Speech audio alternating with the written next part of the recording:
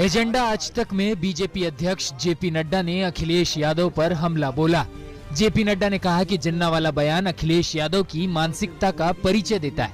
उत्तर प्रदेश में हमारे लिए अखिलेश की यही मानसिकता चुनौती है। जेपी नड्डा ने कहा कि समाजवादी पार्टी की सरकार में माफिया राज को बढ़ावा मिला है और अब योगी आदित्यनाथ की सरकार में माफिया यूपी छोड़कर चले गए। जेपी ने दावा किया कि यूपी में बीजेपी फिर 300 से ज्यादा सीटों के साथ सरकार बनाएगी। 300 प्लस हम जाएंगे। 300 प्लस बिल्कुल एक तरफा। और चुनाव जैसे जैसे गर्म होगा वैसे वैसे हमारी सरकार बनने का आसार तो है ही, लेकिन 300 प्लस के नंबर के साथ। बीजेपी अध्यक्ष जेपी नड्डा ने प्रियंका गांधी पर तंज कसा। प्रियंका गांधी पर इशारों में हमला बोलते हुए जेपी नड्डा ने कहा कि लीडर और रीडर में फर्क होता है। जेपी नड्डा ने कहा कि ये बीजेपी का ही असर है कि अब नेता मंदिर जा रहे हैं और माथे पर तिलक लगा रहे हैं। मुझे तो बड़ी खुशी है, मैं उनको देखा, वैसे मैं किसी पर टिप्पणी नहीं करता हूं, लेकिन मुझे खुशी है कि भारतीय जनता पार्टी के कार्यशैली ने और हमारी संस्कृति ने, इन नेताओं ने जिन्होंने कभी भी मंदिर के दर्शन नहीं किए, आजकल चंदन लगा करके भाषण दे रहे हैं। एजेंडा आज तक में बीजेपी अध्यक्ष जेपी नड्डा ने कहा कि चुनाव में किसानों का आंदोलन का असर नहीं है। जेपी नड्डा ने कहा कि पीएम मोदी ने बड़ा दिल दिखाते हुए कृषि कानूनों को वापस लिया, न कि चुनाव की वजह से। जेपी नड्डा ने यह भी कहा कि किसानों से लगातार बातचीत की जा रही है, हर मुद्दे पर बातचीत हुई है, लेकिन जिन लोगों को समझना नहीं है उन्हें क्या समझाया जाए। जम्मू कश्मीर की पूर्व मुख्यमंत्री महबूबा मुफ्ती ने एजेंडा आज तक के मंच से पीएम मोदी पर हमला बोला। महबूबा मुफ्ती ने कहा कि अगर आजादी के वक्त आज के नेता होते तो कश्मीर अभी पाकिस्तान में होता। हालांकि महबूबा मुफ्ती ने पूर्व प्रधानमंत्री अटल बिहारी वाजपेयी की तारीफ की और उन्हें एक महान नेता बताया। महबूबा मुफ्ती ने कहा कि अगर अटल बिहारी वाजपेयी चाहते तो 1000 बालाकोट कर देते, लेकिन उन्होंने ऐसा नहीं किया। अटल बिहारी वाजपेयी ने ऐसा ना करके राजधर्म निभाया। अटल बिहारी वाजपेयी ने कश्मीर को दिल की नजरों से देखा। ये सरकार गोडसे का कश्मीर बनाना चाहती है। ये तो नया हिंदुस्तान है, पर ये मेरे गांधी का हिंदुस्तान नहीं है, ये गोडसे का हिंदुस्तान है। और जो कश्मीर बनाया जा रहा है वो भी गोडसे का कश्मीर बनाया जा रहा है, जहां बात करने की आजादी नहीं है, जहां मुझे हफ्ते में 2 दिन मेरे लॉक लगाया जाता है, गेट पे बंद किया जाता है मुझे। एजेंडा आज तक के मंच पर जम्मू कश्मीर के उपराज्यपाल मनोज सिन्हा ने कहा कि बदलाव की शुरुआत उसी दिन से हुई जब वंचित लोगों को अधिकार मिलना शुरू हुआ। मनोज सिन्हा ने कहा कि जम्मू कश्मीर में लगातार विकास के काम हो रहे हैं, लेकिन कुछ लोग जिनके चश्मे के पावर कम है उन्हें ये नहीं दिखेगा। वहीं कश्मीर के मुद्दे पर मनोज सिन्हा ने कहा कि जिसकी भारत में आस्था है, कश्मीर पर सिर्फ उन्हीं लोगों से बात की जाएगी। नहीं, ये पहली सरकार है जो पीस बाई करने में विश्वास नहीं करती है, पीस इस्टेब्लिश करने में विश्वास करती है। और इसलिए हम कहना चाहते हैं कि केवल वे दोषी नहीं है जो लोगों की किलिंग करते हैं। मुझे लगता है उनसे ज्यादा अपराध उनका है जो इस पूरे इकोसिस्टम को बढ़ाने में मदद करते हैं। और पहली बार सरकार इस पर ध्यान केंद्रित कर रही है कि पूरे इकोसिस्टम को ही समाप्त किया जाए। एजेंडा आज तक में रेल मंत्री अश्विनी वैष्णव ने रेलवे के निजीकरण से इनकार किया। रेल मंत्री ने कहा कि रेलवे को प्राइवेट हाथों में सौंपने का सवाल ही नहीं उठता। रेलवे का कभी भी निजीकरण नहीं किया जाएगा। दुनिया भर में रेलवे सरकार चलाती है और यहाँ भी सरकार ही चलाएगी। अश्विनी वैष्णव ने कहा कि रेल यात्रियों की यात्रा के दौरान कोई दिक्कत ना हो, सरकार की यही प्राथमिकता है। बेचने की कोई बात ही नहीं। दुनिया भर में railways is primarily a government organisation और यहाँ पर भी वैसे ही रहेगा, इसमें कोई प्रश्न ही नहीं उठता है। मैं कई बार कह चुका हूँ, पीयूष जी कह चुके हैं, इससे ज्यादा और क्या कहना भाई। एकदम कंफर्म्ड है कि 100% कंफर्म, कोई नियत नहीं आपकी ऐसी। लेकिन प्राइवेट प्लेयर्स। भारत में कोरोना के नए वेरिएंट ओमिक्रॉन के नए केस मिले हैं।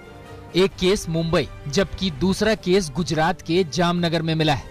बताया जा रहा है कि गुजरात के जामनगर में अफ्रीकी देश जिम्बाब्वे से लौटे शख्स कोरोना के नए वेरिएंट से संक्रमित मिला है। ये शख्स 2 दिन पहले ही जिम्बाब्वे से गुजरात लौटा था। एयरपोर्ट पर जांच में पॉजिटिव पाया गया था। इसके बाद मरीज का सैंपल जीनोम सीक्वेंसिंग के लिए भेज दिया गया था। अब उसकी रिपोर्ट से साफ हो गया है कि वो ओमिक्रॉन से संक्रमित है। मुंबई में बीएमसी ने होम क्वारंटीन को लेकर एक नई गाइडलाइन जारी की है। इसके मुताबिक हर दिन सुबह एयरपोर्ट सीईओ 24 घंटे में रिस्क और हाई रिस्क कंट्री से आने वाले लोगों की डिटेल्स डिजास्टर मैनेजमेंट को भेजेगा। डिजास्टर मैनेजमेंट उस लिस्ट को वार्ड ऑफिसर और कोविड वॉर रूम को भेजेंगे। कोविड वॉर रूम दिन में 5 बार पैसेंजर की हेल्थ की जानकारी लेंगे। वार्ड ऑफिसर सोसाइटी के सेक्रेटरी को होम क्वारंटीन करने वाले व्यक्ति को नोटिस जारी करेंगे। डॉक्टर्स की टीम हर दिन चेकअप करने जाएगी। आज अमित शाह बीएसएफ के 57वें स्थापना दिवस के कार्यक्रम में शिरकत करेंगे। अमित शाह 2 दिन के जैसलमेर दौरे पर हैं, जहां पहले दिन उन्होंने तनौट माता के दर्शन किए, वहीं बीएसएफ के जवानों से मुलाकात की। पहली बार बीएसएफ का स्थापना दिवस जैसलमेर में मनाया जा रहा है, जहां बीएसएफ के जवान अपनी ताकत का एहसास कराएंगे। किसान आंदोलन को लेकर किसानों की अहम बैठक हुई, जिसके बाद 5 लोगों की कमेटी तैयार की गई। ये कमेटी किसानों की ओर से सरकार से बातचीत करेगी। वहीं आंदोलन को लेकर आगे की रणनीति 7 दिसंबर की बैठक में तय की जाएगी। किसान अभी भी एमएसपी और किसानों पर लगे केस वापस लेने के मुद्दे पर अड़े हुए हैं। ये एक जाने का माध्यम है, सरकार से बैठ कर बातचीत करने का एक माध्यम है। इसी में ही एमएसपी की भी बात होगी, आगे जो और 100 मसले होंगे उनकी भी बात होगी। एक बातचीत का एक रास्ता है, ये एक अंदर दिल्ली जाने का दरवाजा है, उसमें अंदर जाएगी। ये सारा काम अपने आप करेगी। फिर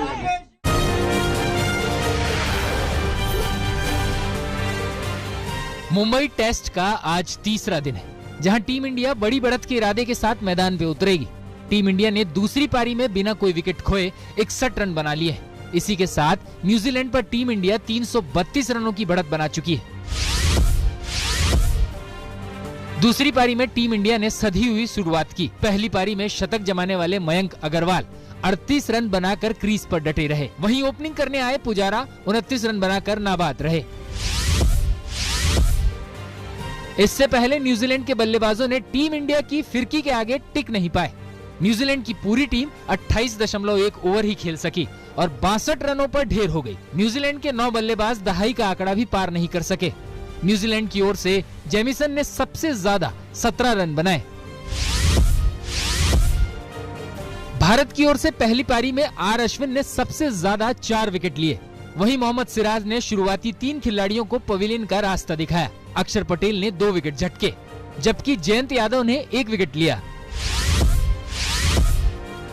पहली पारी में एजाज पटेल की गेंदबाजी के आगे भारतीय बल्लेबाजों ने पूरी तरह से सरेंडर कर दिया। एजाज पटेल ने इतिहास रचते हुए टीम इंडिया के सभी 10 विकेट चटकाए। ऐसा करने वाले वो दुनिया के तीसरे गेंदबाज बन गए। एजाज पटेल से पहले इंग्लैंड के पूर्व गेंदबाज जिम लेकर और पूर्व भारतीय कप्तान अनिल कुंबले ने ये कारनामा किया है। जिम लेकर ने 1956 में एक पारी में 10 विकेट लिए थे। वहीं अनिल कुंबले ने 1999 में पाकिस्तान के 10 खिलाड़ियों को चलता किया था। भारत पहली पारी में 325 रन बनाने में कामयाब रहा, जहां ओपनर मयंक अग्रवाल ने शानदार पारी खेलते हुए 150 रन ठोके। टेस्ट क्रिकेट में मयंक का ये तीसरा 150 का स्कोर रहा। वहीं अक्षर पटेल ने 52 रनों की पारी खेली। मयंक और अक्षर ने 7वें विकेट के लिए 168 गेंदों पर 67 रन जोड़े।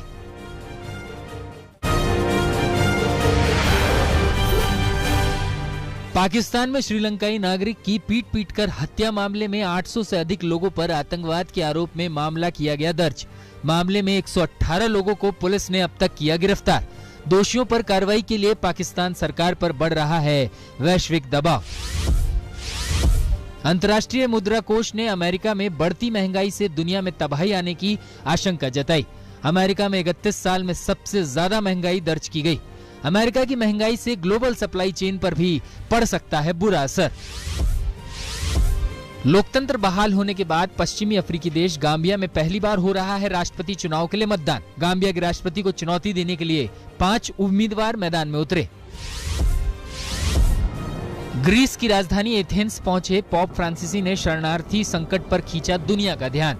फ्लाइट से उतरने पर फिलीपींस मूल के एक शरणार्थी बच्ची ने पोप फ्रांसिसी का किया स्वागत।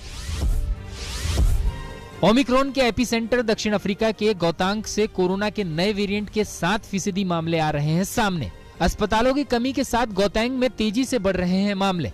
वहीं अमेरिका में 10 से अधिक राज्यों तक पैर पसार चुका है कोरोना का नया वेरिएंट ओमिक्रॉन।